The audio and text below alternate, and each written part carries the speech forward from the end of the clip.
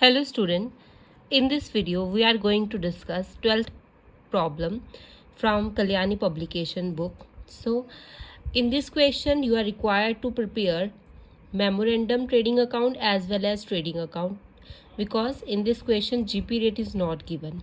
So question के according यहाँ पे आपको 11 नवंबर जो है फायर अकर हुई है यहाँ पे.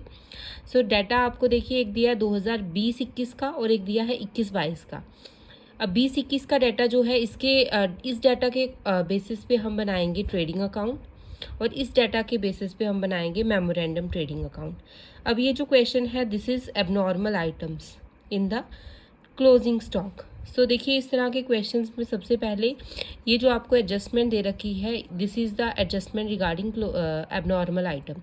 सो यहाँ पे लिखा है 31 मार्च 2022 को जो स्टॉक है 50% वैल्यू ऑफ स्टॉक जिसकी ओरिजिनल कॉस्ट थी 22,000 रिटर्न ऑफ हो गया है ड्यू टू ऑब्सिलेंस. ऑब्सिलेंस होता है कि वो पुराना हो गया, आउटडेटेड हो गया है. और इन जून 2022 इसी स्टॉक का 50% जो है वो सोल्ड कर दिया है 5500 में और बैलेंस जो है वो एक्सपेक्टेड टू रियलाइज है same price 50% of the original cost. GP ratio है यूनिफॉर्म स्टॉक सैलवेज है 11,500.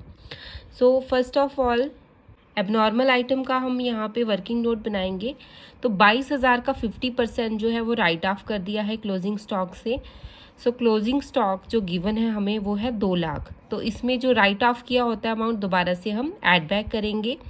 अब ट्रेडिंग अकाउंट बनाने के लिए आपको ओपनिंग स्टॉक जो क्वेश्चन में दिया है वो लिखना है, परचेजेस, सेल्स और जो क्लोजिंग स्टॉक है उसमें आपको 11,000 ये जो राइट ऑफ किया था ये ऐड करना है. तो ये आ जाएगा हमारे पास 10,66,000. तो डिफरेंस करेंगे ये जीपी निकल के आ जाएगा 1,71,000. सेकेंड स्टेप होता है step 2 calculation of GP ratio. So GP ratio निकालने के लिए GP upon net sales into 100. So GP आ गया 1,71,000 नेट सेल्स इंटू 100 तो ये 20% आ जाएगा.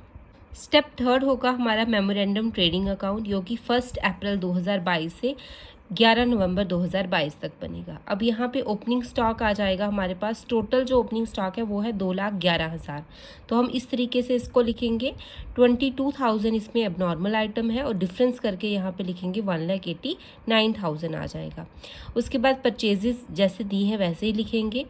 सेल्स में देखिए सेल्स हमें जो टोटल दे रखी हैं दैट इज़ 4,35,500. ठीक है, जिसमें से जो 5,500 की सेल्स हैं वो एबनॉर्मल सेल्स होंगी. क्लोजिंग स्टॉक जो है वो 1,86,000 आ जाएगा बैलेंस इन फिगर करके. सो यहाँ पे देखिए सबसे पहले हम क्या करेंगे 1,89,000 आ गया ओपनिंग स्टॉक. परचेजेस आ गया 3,41,000. उसके बाद देखिए सेल्स जो है नॉर्मल सेल्स टोटल सेल तो दे रखी हैं 4,35,500. अब यहाँ पे देखिए अकॉर्डिंग टू क्वेश्चन आपको दे रखा है ऑब्सलीट स्टॉक जो हो गया वो सोल्ड हो गया कितने में 5,500 में. दैट मीन ये क्या है एबनॉर्मल सेल. तो एबनॉर्मल सेल को हम एबनॉर्मल वाले कॉलम में ही लिखेंगे. तो हमने 4,35,000 में से इसको माइनस किया तो हमारे पास आ जाएगा 4,30,000. तो उसके बाद यहाँ पे हम जीपी निकालेंगे. जीपी हमेशा नॉर्मल सेल्स पे निकलता है तो जीपी आ जाएगा 86,000. तो यहाँ पे टोटल किया 6,16,000. इसमें से हम ये माइनस करेंगे 4,30,000 तो हमारे पास क्लोजिंग स्टॉक निकल के आ जाएगा 1,86,000 नॉर्मल वाले कॉलम का. अब एबनॉर्मल आइटम्स थी 22,000 जिसमें से 5,500 की आइटम जो है वो सोल्ड हो गई हैं. 5,500 ही क्लोजिंग स्टॉक बचा है और ग्रॉस लॉस हमारे पास आ गया 11,000 का. ठीक है, अब ये वर्किंग नोट से समझेंगे हमने. देखिए एबनॉर्मल जो सेल्स हैं इन जून 2022 क्वेश्चन में दिया है 50% ऑफ 22,000 सोल्ड फॉर 5,500. ठीक है, तो 22,000 का 50% ठीक है 11,000 होता है जिसमें से कितना सोल्ड हो गया 5,500. एबनॉर्मल सेल्स हो गई 5,500 की और 5,500 क्या आ गया और उसके बाद नॉर्मल सेल्स टोटल सेल्स में से हमने यहाँ पे अब नॉर्मल सेल्स माइनस किया तो नॉर्मल सेल्स निकल के आ गई. अब क्लोजिंग स्टॉक कैसे निकलेगा. क्लोजिंग स्टॉक निकालने के लिए balance of obsolete stock expected to realise 50%. तो कह रहा है ऑब्सलीट स्टॉक ये जो 11,000 बैलेंस बच गया है इसमें से भी 50% ही रियलाइज हो रहा है. तो दैट मीन टोटल लॉस कितना हो जाएगा. टोटल लॉस हो जाएगा 11,000 का.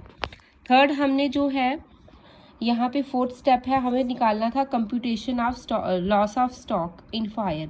तो यहाँ पे देखिए stock on the date of fire जो होगा नॉर्मल और एबनॉर्मल का दोनों का टोटल लेते हैं, तो ये आ जाएगा 1,91,500, जिसमें से सैलवेज वैल्यू थी 11,500, माइनस करेंगे तो स्टॉक लॉस्ट इन फायर आ जाएगा 1,80,000। सो दोबारा से इस वीडियो को आप देखिए। So this is the most important question exam point of view से।